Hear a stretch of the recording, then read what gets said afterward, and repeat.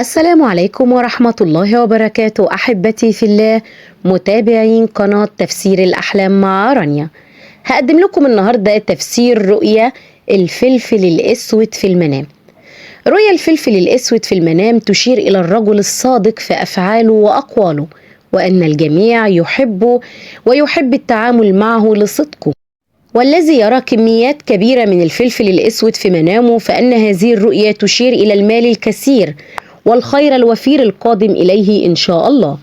والشخص الذي يعمل في مجال التجارة في الواقع ويرى في منامه حبوب الفلفل الأسود، فتشير الرؤيا إلى الربح الحلال والقدرة على المحافظة على ما يكسبه من أموال، وأن الله سبحانه وتعالى سيبارك له في هذا المال.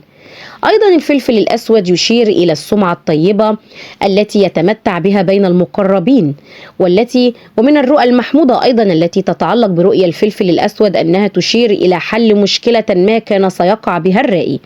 الفلفل الأسود الكثير في المنام الذي يتواجد به الرائي مؤشر على مال كثير سيحصل عليه بإذن الله. أما العزباء فحبيبات الفلفل الأسود الكبيرة تشير إلى الأموال الكثيرة التي ستحصل عليها.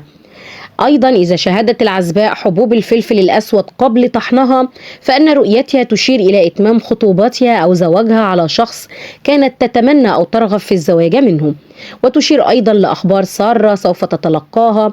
أيضا حبوب الفلفل الأسود تشير إلى انتهاء المشاكل، ورؤية حبوب الفلفل الأسود متناثرة في كل مكان حول الرائية تشير إلى الخيرات والتغيرات الإيجابية التي سوف تحدث بإذن الله في حياتها. أما عن المتزوجة فرؤيتها للفلفل الأسود في المنام في حال أقدمت على أكله تشير إلى خلافات بينها وبين زوجها أو بعض أفراد عائلتها. ورؤية الفلفل الأسود في المنام للمتزوجة وكان حبيبات وكانت معجبة بشكله، فيدل على الخير والمال الكثير. إذا كانت حامل وشاهدت حبات الفلفل الأسود فرؤيتها تشير إلى بعض المشاكل التي قد تتعرض لها. رؤية رش الفلفل الأسود في المنام تشير إلى الأخبار السارة التي ستتلقاها الرائية الفترة القادمة. حبات الفلفل الأسود تشير إلى زوال الهموم والكرب عنها الفترة القادمة بإذن الله. أما رؤيا الفلفل الأسود في المنام للمطلقة فتشير إلى زوال الهموم والكرب عنها الفترة القادمة إن شاء الله.